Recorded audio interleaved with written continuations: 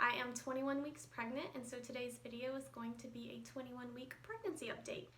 Thank you so much for being here. This is my first update actually, and I do know that it would be helpful to have started at the beginning of the pregnancy and have done an update every single week, but since I'm just now starting my channel and I'm at 21 weeks, we're starting in the second half of the pregnancy. So I have seen lots of videos online about TTC and the 2-week wait and the first trimester and even some into the second trimester, but I feel like once we get further along, I see less pregnancy updates, and so I feel like this might be helpful to some of you out there who are still looking for information and wanting to relate to other moms who are in the second half of their pregnancy. As far as symptoms I've been experiencing this week, the biggest one probably, the thing that I felt the most, is pain in my pelvic area. So they call this pelvic girdle pain. I've seen it called SPD or symphysis pubic dysfunction. And for me, you can feel this pain in lots of different areas. Some moms feel it in their back, some women feel it in their hips. I pretty much am experiencing it solely in the front of my pelvis, in my pubic bone area. TMI, I know, but it's a pregnancy update, so what are you gonna do? But it feels like someone has kicked me in the crotch, basically. So that's fun. But what I've read about it when I look into it is, and I'm not by any means an expert in this is just what I've gotten from the internet, is that in the front of your pelvis, where the pubic bone is, there's actually two bones that come together and they connect.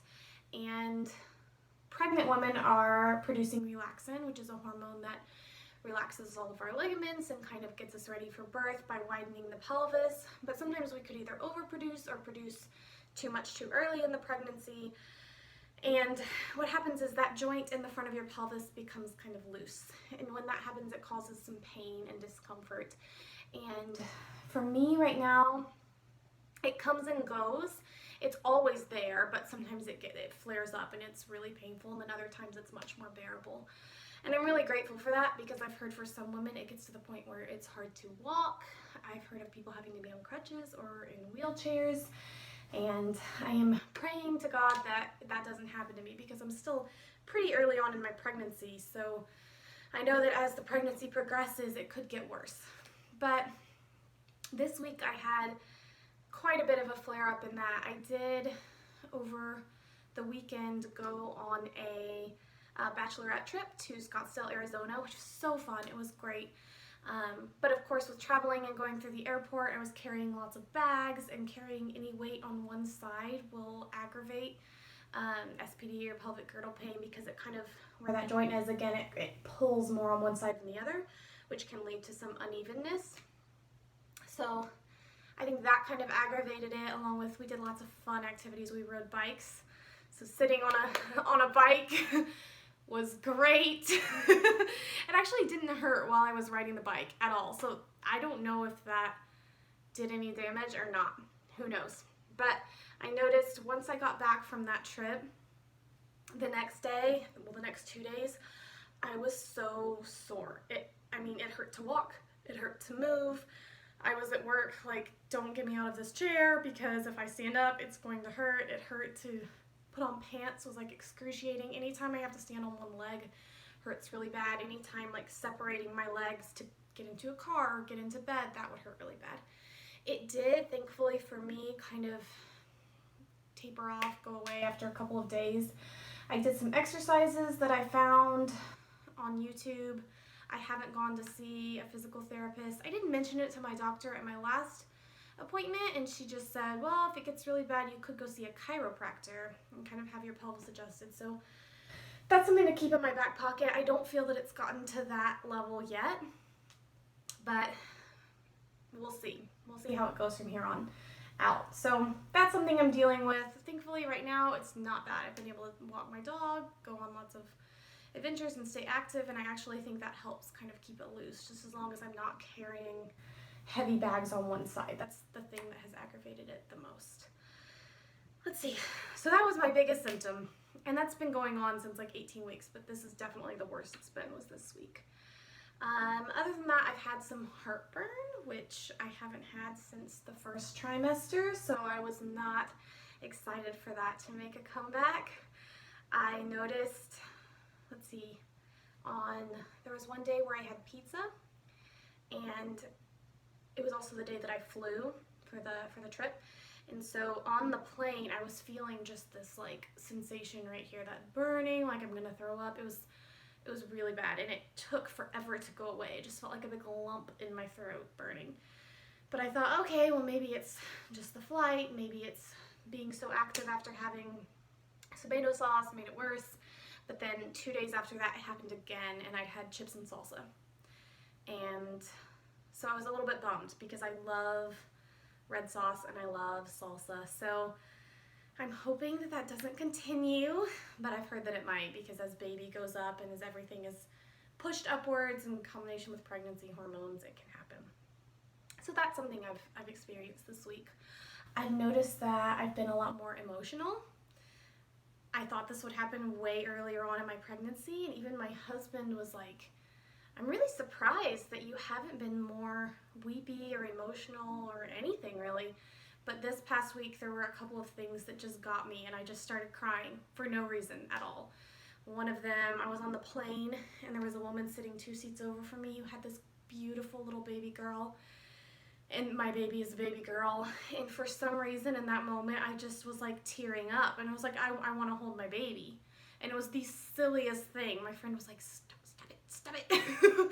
But it just got to me for some reason. It tugged at my heartstrings.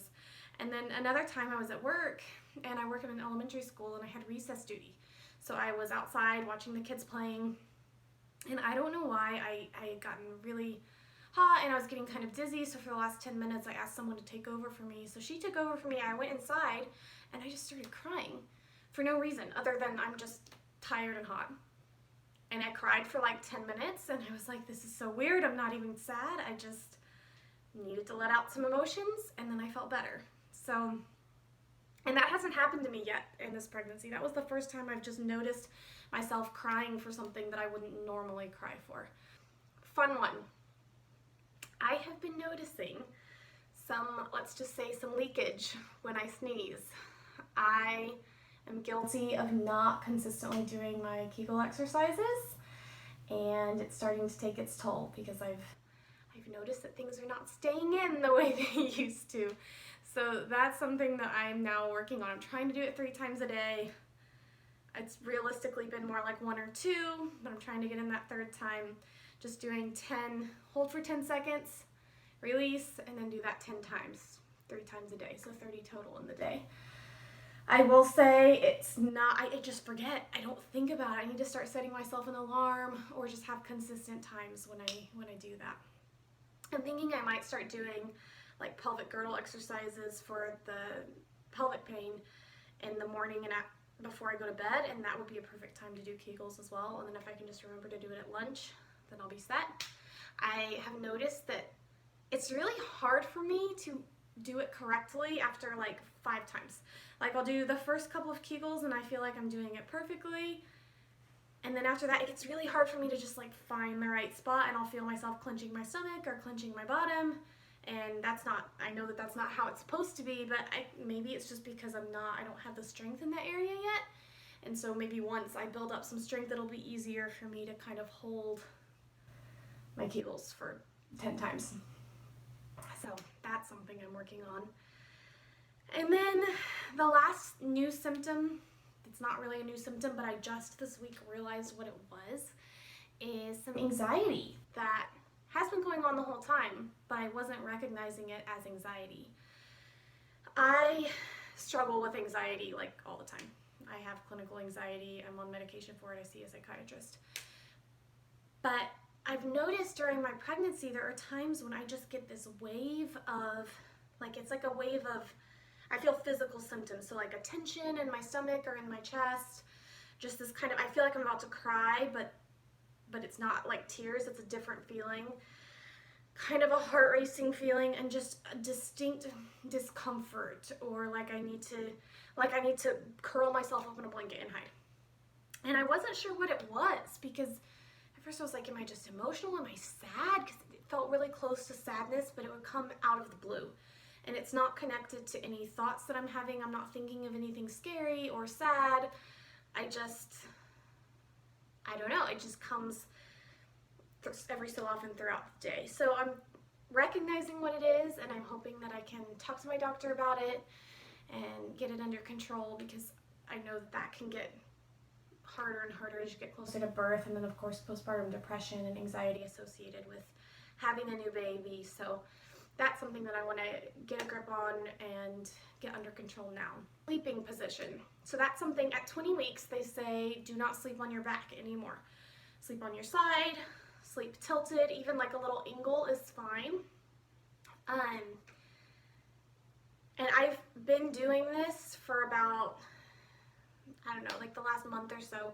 I got a pregnancy pillow, which Savannah's on right now, but it's one of the big U-shaped ones. My husband just ordered it for me from Amazon, and it's really helpful. It was hard to adjust to, but now I absolutely love it.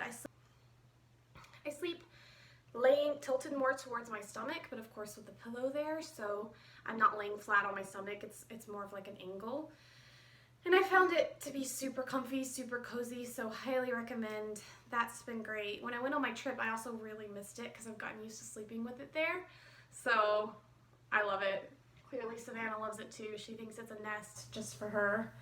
I do have next week an appointment scheduled for a follow-up for my anatomy scan, because when I had it during the 20th week, everything looked great. Everything she could see, she said, was perfect, but because of baby's position, she likes to stay in one spot. She wiggles around in that spot, but she won't actually turn or move.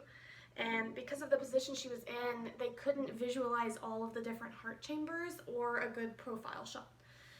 So she could see her heart, she could see the heartbeat, she could see the rate and rhythm, all of that, but she wanted to see each individual atria and ventricle. So I'm gonna come back in this week and get an update on that.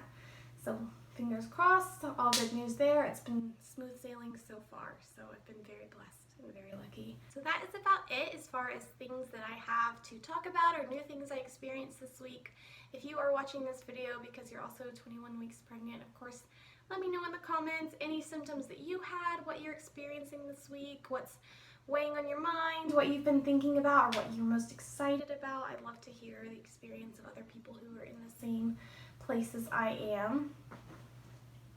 Another thing, if anyone has any good tips for preparing a dog for baby, I would love to hear it. That's one of the things that we're going to start working on soon, is getting her prepped in any way we can, because she's been with my husband and I for 2 years. She's 2 years old and she's kind of our baby, and she gets a lot of attention, and we're going to try as best as we can to continue giving her attention, take her on walks and play with her and all of that, but obviously the baby is going to be our #1 priority, so it's going to be an adjustment for her.